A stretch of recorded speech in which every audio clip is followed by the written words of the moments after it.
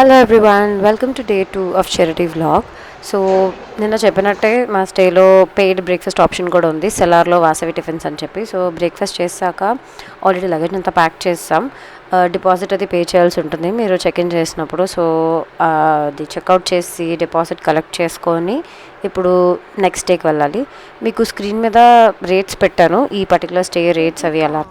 ఈరోజు ప్లాన్ ఏంటంటే ఇక్కడ చెక్అవుట్ చేసి ఇక్కడ నుంచి సాయి ఆశ్రమ్ భక్తి నివాస్లో చెక్ ఇన్ చేసి లగేజ్ అక్కడ డ్రాప్ చేసి అక్కడ నుంచి శనిశింగణాపూర్ ఇంకా ఎల్లోరా కేవ్స్ కవర్ చేయాలన్నది ప్లాన్. అది కాకుండా ఇంకా ఆన్ ద వే ఇంకేమైనా చిన్న చిన్నవి టెంపుల్స్ అవి ఉంటే అవి కూడా చూద్దామని. కానీ మెయిన్ వచ్చేసి శనిశింగణాపూర్ ఇంకా ఎల్లోరా కేవ్స్. యాక్చువల్లీ మేము 8కి స్టార్ట్ అయిపోదాం అనుకున్నాం, ఎందుకంటే కవర్ చేయాల్సినవి 2 మేజర్ లొకేషన్స్ దూరంగా ఉన్నాయి కాబట్టి. కానీ మేము మాట్లాడిన డ్రైవర్ రాకుండా అతను ఇంకెవరినో పంపిస్తే ఆయనేమో లగేజ్ పెట్టుకోవడానికి సెటప్ లేదు కార్లో. సో మళ్ళీ ఇంకో కార్ పంపిస్తున్నారు, దానికోసం వెయిటింగ్. ఇక్కడ కొంచెం డిలే అయింది. కార్ రావడానికి 30 మినిట్స్ లేట్ అయితే మళ్ళీ అక్కడ కొత్త స్టేలో రూమ్ చెక్ ఇన్ చేయడానికి అక్కడ కాసేపు టైం వేస్ట్ అయింది. జనరల్గా రూమ్ చెక్ ఇన్ అవుతున్నప్పుడు ఎవరి పేరు మీద బుక్ అయిందో వాళ్ళ ఆధార్ కాపీ ఉంటే సరిపోద్ది. కానీ ఇక్కడ మాత్రం స్టేలో ఉన్న వాళ్ళందరిది అడిగారనమాట.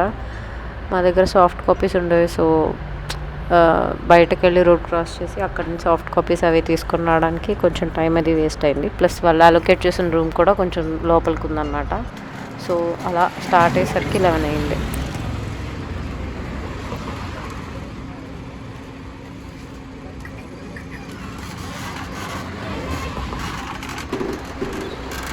సో ఫస్ట్ స్టాప్ వచ్చేసి శనిశింగణాపూర్ కన్నా ముందు ఇక్కడ దారిలో చాలా షుగర్ కేన్ జ్యూసెస్ అవి తీసి అమ్ముతున్నారనమాట. మోస్ట్లీ లొకేషన్స్ ఇలానే ఉండేవి.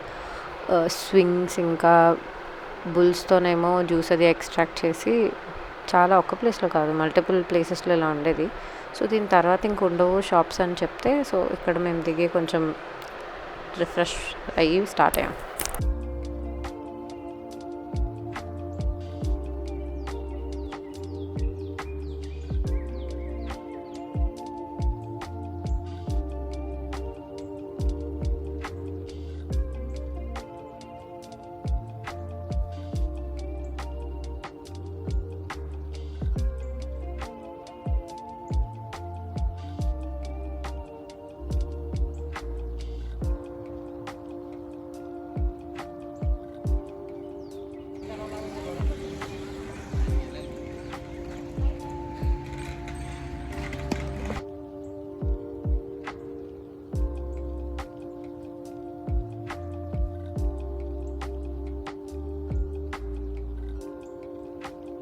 A few minutes later. Summer అవడం వల్ల మేబీ ఎక్కువ రష్ లేదనుకుంటా, త్వరగానే అయిపోయింది దర్శనం. ఇక్కడ మన వైజాగ్లా కాకుండా అంటే హ్యూమిడిటీ అది లేదు కాబట్టి ఎయిర్ చాలా డ్రైగా ఉండేది.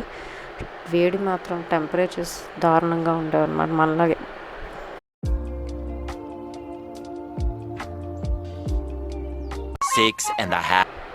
మేము ఎల్లోరా కేవ్స్ రీచ్ అయింది 5 PM. దాని క్లోజింగ్ టైం వచ్చేసి 6 PM. సో మేజర్గా ఈ పర్టికులర్ కేవ్ నెంబర్ 16 అనుకుంటా, అది ఎంటర్ అవగానే కనిపించేది. ఇది మెయిన్ అట్రాక్షన్. మిగతావన్నీ తర్వాత టైం ఉంటే కవర్ చేయొచ్చు అని చెప్పి ఫస్ట్ దానికి వెళ్ళాం అనమాట. అట్లీస్ట్ అదనే కవర్ అయింది మాకు. సో ఫస్ట్ థింగ్స్ ఫస్ట్, మీరు ఒకవేళ మాలా షిరిడి ట్రిప్ ప్లాన్ చేసి ఇంకా అకామిడేషన్ అది బుక్ చేయకపోయి ఉంటే ఐ వుడ్ హైలీ రికమెండ్ మీరు ఔరంగాబాద్లో చేయండి. ఔరంగాబాద్ కాదు, ఛత్రపతి సంభాజీనగర్. ఎస్, Feb 2023 నుంచి ఔరంగాబాద్ని రీనేమ్ చేశారు ఛత్రపతి సంభాజీనగర్ అని. సో ఒకవేళ మీరు చావా మూవీ చూసుంటే మీకు కోరిలేట్ చేసుకోగలుగుతారు ఎవరు ఛత్రపతి సంభాజీ అన్నది. ఒకవేళ చూడకపోతే it's a must watch movie, డెఫినెట్గా చూడండి. అదేంటి షిరిడి వచ్చి షిరిడీలో స్టే కాకుండా ఇంకో దగ్గర స్టే బుక్ చేసుకోమని చెప్తున్నావు అని ఎవరైనా అడిగితే చూడండి, ఇప్పుడు షిరిడి వచ్చి మీరు ఓన్లీ టెంపుల్ విజిట్ కంటే ఇట్ మేక్ సెన్స్. కానీ మాలాగా మీకు చుట్టుపక్కల ఏమైనా వేరే టూరిస్టీ ప్లేసెస్ ఉన్నాయి అవి కూడా చూడాలి అనుకుంటే మాత్రం నేను చెప్పినట్టు చేయండి. ఎందుకంటే షిరిడి నుంచి ఈ నియర్ బై ఫోర్ట్స్ అనగా ఇంకా ఈ అజంతా ఎల్లోరా కేవ్స్ అవి ట్రావెలింగ్ టైం చాలా ఎక్కువ, ఒక 3 to 4 hours. సో మీకు ట్రావెల్లో చాలా టైం వేస్ట్ అయిపోతుంది. సో ఇప్పుడు మహా అయితే షిరిడీలో ఏం చేస్తారో టెంపుల్కి ఒక 2-3 times వెళ్తారు. అదేదో ఇక్కడ స్టే తీసుకొని అక్కడికి వెళ్ళడం ఈజీ కదా. ఎందుకంటే ఇక్కడ మీకు చాలా tourist attractions, other major tourist attractions ఉన్నాయి చూడడానికి. ఇంకొకటి ఏంటంటే మూవీ చూసాక నేను యాక్చువల్లీ ఏమైనా ఫోర్ట్స్ అవి ఉంటే అవి కూడా చూద్దాం అనుకున్నా. డ్రైవర్ ఏమో ఉన్నాయన్నారు కానీ అప్పటికే లేట్ అయిపోయింది. మళ్ళీ మీరు షిరిడీ వెళ్ళాలి కదా, అంత టైం లేదు అని చెప్పి అవి ఇంకా కట్ చేస్తాం ప్లాన్ నుంచి. సో అందుకే మీరు మాలా బుక్ అయిపోకుండా ఉండడానికి ముందే చెప్తున్నాను అనమాట. ఒకవేళ మీరు కూడా ఇలా ఈ పాత ఏన్షియంట్ మాన్యుమెంట్స్, గుళ్ళు, ఇంకా ఫోర్ట్స్ అవన్నీ చూడడం మీకు ఇంట్రెస్ట్ అయితే ఇలా ప్లాన్ చేసుకోండి. సో ఇప్పుడు మనం ప్రెసెంట్ ఎక్కడున్నామో దాని గురించి మాట్లాడదాం. ప్రెసెంట్ మనం ఉంది ఎల్లోరా కేవ్స్. ఎల్లోరా కేవ్స్ అనగానే అజంతా ఎల్లోరా కదా. సో అజంతా ఎక్కడ అంటే షిరిడి నుంచి ఇక్కడికి రావడానికే మాకు 3 to 4 hours పట్టింది ఎల్లోరాకి. ఎల్లోరా నుంచి అజంతాకి వెళ్ళడానికి ఒక 3 hours అంట. సో మేము అది డ్రాప్ అయిపోయాం, కంప్లీట్గా ప్లాన్లో లేదనమాట. సో ఇప్పుడున్న ఎల్లోరా కేవ్స్ యాక్చువల్లీ ఇవి టోటల్ 34 కేవ్స్. ఇవి around 6th to 10th century మధ్యలో కట్టారు అనేది అనాలిసిస్. సో ఆల్మోస్ట్ ఒక 1000 to 1500 years బ్యాక్. అంటే ఊహించుకోండి ఎన్ని జనరేషన్స్ వెనక కట్టారో అది. Oh my God. అది కూడా చాలామంది అప్పట్లో ఇన్వేడర్స్ వచ్చి మొత్తం విరగొట్టడానికి ట్రై చేసినా కూడా ఇంకా అలా ఉంది అది. నిన్న కాక మొన్న కట్టిన బిల్డింగ్స్ ఏమో మనం ఏం చేయకుండానే కూలిపోతున్నాయి. ఏం చెప్తా. ఓకే, ఫ్యాసినేటింగ్ ఫ్యాక్ట్స్ అంటే వాట్స్ మ్యాజికల్, ఇది actually Buddhist, Hindu and Jain temples అన్నీ ఎగ్జిస్ట్ అయ్యి పక్క పక్కన ఉంటాయన్నమాట. ఇట్స్ జస్ట్ బ్యూటిఫుల్ రిమైండర్, అన్ని డిఫరెంట్ ఫేత్స్ కలిసి ఒకప్పుడు ఎంత బాగుండేవి అన్నట్టు, ఇప్పుడులా కాకుండా. ఎనీవేస్ ఈ వీడియోలో వాయిస్ ఓవర్లో ఉన్నవని నా opinions. I'm not forcing any one, just my opinions. Okay, talking about this cave 16. ఇప్పుడు మన కేవ్ 16 ఇది main attraction of Ellora caves. దీన్ని కైలాస టెంపుల్ అంటారు. దీని మేజర్ ఫ్యాసినేటింగ్ ఫ్యాక్ట్, ఈ వర్డ్ చాలా ఎక్కువ వాడుతున్నా. ఎనీవేస్ ఫ్యాసినేటింగ్ ఫ్యాక్ట్ ఏంటంటే ఇది యాక్చువల్లీ ఒక సింగిల్ రాక్ నుంచి మొత్తం కార్వ్ చేశారు, ఫ్రమ్ టాప్ టు బాటమ్. ఒకసారి ఊహించుకోండి, ఒక్క పెద్ద రాక్ పై నుంచి కింద వరకు కార్వ్ చేశారు. జాయింట్స్ లేవు, ఎక్కడ అసెంబ్లీ లేదు, సిమెంట్ పుట్టి అవేం లేవు, జస్ట్ ఆర్కిటెక్చరల్ జీనియస్ ఇది. ఇంకొకటి ఏంటంటే ఇది కట్టడానికి ఆల్మోస్ట్ 200,000 tons, అంటే almost 2 lakh tons of rock remove చేశారు. అంటే ఆ పెద్ద స్ట్రక్చర్లోంచి కార్వ్ చేస్తున్నప్పుడు అంత రిమూవ్ చేశారనమాట. ఒకసారి ఎంత విజన్ ఉండాలి ఆ ప్లాన్ చేసి. ఇప్పుడు మనం ఇల్లు కట్టుకోవాలంటే వాస్తు అవన్నీ చూస్తున్నా, దాంతోపాటు ప్లాన్, ఇటుక, సిమెంట్, రాళ్ళు, రప్ప అన్నీ తీసుకోరు. ఇప్పుడు జస్ట్ రాయినే ఎంత బాగా చెక్కారు, ఇంకా అలానే ఉంది ఎంతమంది విరగొట్టినా కూడా.